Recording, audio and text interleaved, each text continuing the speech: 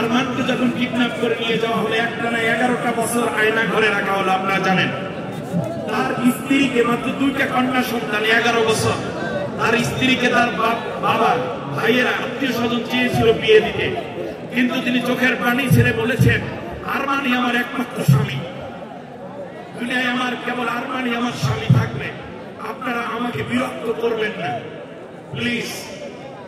আমি আরমানকে যদি দুনিয়ায় ফিরিয়ে না পাই, তাহলে আদালতে আখিরাতে আল্লাহর কাছ থেকে আরমানকে আমি চেয়ে নেব। সেই দিন শুধু আমরা আব্দুল্লাহ বিন রাওয়াহার কথাই শুনি, কিন্তু প্রত্যেক ঘরে ঘরে কত আব্দুল্লাহ বিন রাওয়াহা রয়েছে, শহীদের রক্তে ভিজে গেছে বাংলার এই সবুজ চত্বর। এরপরে আরো যদি জানি, আমরা খুব একবার ইন্টারনাল একটি কথা শেয়ার করি, স্বামী স্ত্রী দৈহিক মিলনের পরে গোসল করা ফরজ, এটা আমরা জানি, সবাই জানেন কিনা এটা ফরজ গোসল। কিন্তু আপনি কি জানেন সেই ফরজকে উপেক্ষা করে হযরত হানজালা রাদিয়াল্লাহু তাআলার সামনে গোসলের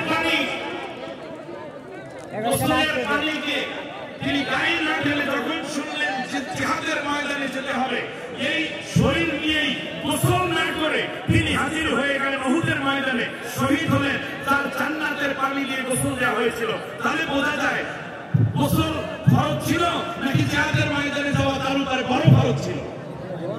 শুধু তাই না, আমরা জানি জান বাঁচানো ফরজ। আমাদের দেশে অনেকে বলে এই যে দরবেশ পালাইয়া যখন যাচ্ছিল, নিজের সাদা দাড়িগুলো কামাইয়া, প্যান্ট খুইলা, লঙ্গি পইরা, পাঁচ পইরা, তারপরে তাকে ধরে ফেললো পুলিশরা। শেষ পর্যন্ত এক পর্যায়ে তাকে রিমান্ডে যখন নেওয়া হলো, তখন জিজ্ঞেস করলো আচ্ছা বলেন তো দেখি আপনার দাড়িগুলো কামাইলেন কেন? তখন বললো মিয়া ইসলামে জ্ঞান তো মোটেও নেই তোমাদের। বললো কি স্যার বলেন দেখি? সেটা হচ্ছে দাড়ি রাখা সুন্নত আর জান বাঁচান ফরজ। আমি ফরজ বাঁচাইতে যাইয়া সুন্নত কামাই হয়েছে। কত বড় বাটলা, ওরে বাটলা! ৬৫,০০০ কোটি টাকা বাংলাদেশ থেকে পাচার করেছে। দুর্নীতি করার পরে টাকাগুলো দেশে রাখলেও বাংলাদেশে কোটি যুবকের চাকরি হয়েছে। যারা কি দেশপ্রেমিক আমার ভাইয়েরা, শেষ পর্যন্ত আল্লাহর পথে জান দেওয়াও ফরজ। আমার ভাইয়েরা, একামতের দিন আমি আর কথা বলতে পারলাম না, শেষ কথাটা এভাবে বলি। একামত মানে হচ্ছে প্রতিষ্ঠিত। এই যে নামাজের একটু পরে একামত হবে না, কথা বলে। আচ্ছা, একামত যখন যায় বসে থাকে না দাঁড়াই থাকে? একামতের আগে কি করে? বসা থাকে। একামত তারা কি করে? দাঁড়ায়। বাইরে যারা থাকে তারা সবাই জামাতে শামিল হয়। ঠিক তেমনই একামতে দিন মানে হচ্ছে যখন এই জমিন আল্লাহ, আসমান আল্লাহ, আমরা আল্লাহর গোলাম, এই জমিন চলবে কেবল আল্লাহর আইনে। কারণ ইনিল হুকমু ইল্লা লিল্লাহ, আল্লাহ নিজে বলেছেন একমাত্র আমারই আইন চলবে জমিনে। আল্লাহ লাহুল খালকু ওয়াল আমরু, সৃষ্টি যার, আইন চলবে তার। লা তুআদা লিমাখলুকিন বিমাসিয়াতি খালিক, আল্লাহর আইনের উপরে মানব রচিত কোনো আইনের আনুগত্য তোমরা করবে না। নবী বলেছেন আফা হুকমুল জাহিলিয়াতি ইয়াকুল, তাহলে কি তারা আমি আল্লাহর হুকুম বাদ দিয়ে অজ্ঞদের কাছে আইন চাই? আমরাল মুসলিমিন, আল্লাহর আইন ব্যতীত অন্য কোনো ব্যক্তির আইন তোমরা আইনের তোমরা ধার ধরবে না। এগুলো সব আল্লাহ তাআলার অর্ডার। এরপরে আল্লাহ রাব্বুল আলামিনের এই আইন যখন বাস্তবায়নের ডাক আসবে, তখন তারা এই আইনে শামিল হন না। এই আন্দোলনে একামত দিলে যেমন করে সবাই দাঁড়িয়ে যায়, ঠিক তেমনি যখন আহ্বান আসবে আল্লাহর জমিনে আল্লাহর দ্বীন প্রতিষ্ঠা, তখন সবাই দাঁড়িয়ে যাবে, কেউ দূরে থাকবে না, সবাই এক কাতারে দাঁড়িয়ে যাবে।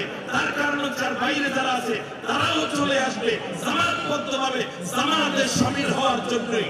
এই একামতে দ্বীনের কাজকে সমৃদ্ধ করতে সবাই উপরে আল্লাহ তাআলা ফরজ করে দিয়েছেন। 1 মিনিটে শেষ করতে চাই।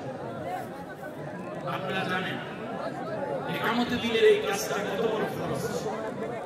আল্লাহর নবীর সাহাবী ছিলেন আব্দুল্লাহ ইবনে উবাই।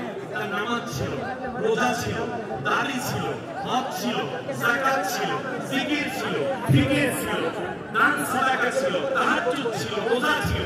শুধুমাত্র সে একামতে দ্বীনের কাজে অংশগ্রহণ করে নাই, যার কারণে ঈমান আনলো মুনাফিকের কাতারে আছে। তার কারণ যখন আমরা ঈমান এনেছি তখন কিন্তু লা ইলাহা ইল্লাল্লাহ মুহাম্মাদুর রাসূলুল্লাহ বলার পরে আমরা ঈমানে মুসলমানের মধ্যে বলেছিলাম আমানতু বিল্লাহি কামা হুয়া বিআসমাইহি ওয়া সিফাতিহি ওয়া ক্বাবিলতু জামিয়া আহকামিহি ওয়া আরকানিহি। এই কথা আপনারা বলেছিলেন কিনা সবাই?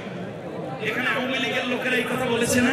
বিএনপি ভাইরা বোনেরাও বলেছেন, জাসদের ভাই বোনেরাও যারা যদি ইমান এনে থাকেন আগে পরে, তাহলে একথাই বলেছেন, জাতীয় পার্টির লোকেরা বলেছেন, হেফাজতের ভাইরা বলেছেন, চরমরাই বলেছি, আমরা বলেছি, সবাই বলেছি, সেনা নৌ বিমান বাহিনী প্রধান সবাই যারাই মুসলিম, সেখানে অর্থ ছিল এই যে আল্লাহ আমি তোমার যত আহকাম আছে, তোমার যত হুকুম আছে, হুকুমের বহু বচন আহকাম এবং বিধানের বহু বচন হচ্ছে আরকান, আহকাম এবং আরকান, আমি আল্লাহ সবগুলো মেনে মুসলমান হলাম। তাহলে আপনি তো আল্লাহর কোরআনের সব হুকুম মেনেই মুসলমান হয়েছেন, নতুন করে সেই হুকুম কায়েমের জন্য আপনাদের দাওয়াত দেওয়া লাগবে কেন?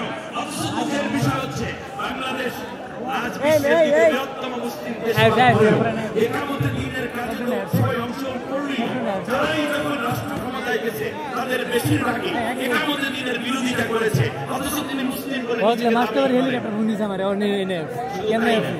তার পাশাপাশি কখনো কখনো ইসলামী দলকে ব্যান করেছে, নেতৃবৃন্দকে হত্যা করেছে।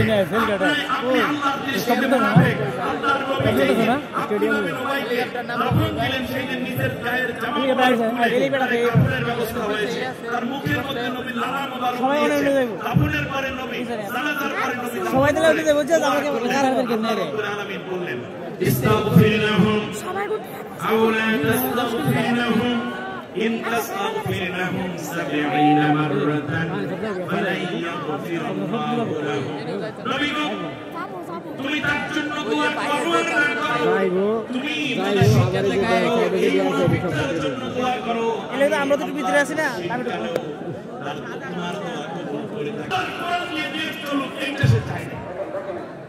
এবার খেয়াল করে, আমাদের অনেক মুসলমান নারী পুরুষ আমরা আছি যারা বড় বড় ইবাদত বন্দেগীর জন্য আত্মতৃপ্ত হই, কিন্তু আল্লাহর জমিনে আল্লাহর কোরআনের আইন হোক এইটা আমরা চাই না। আপনারা দেখুন ইবলিস 70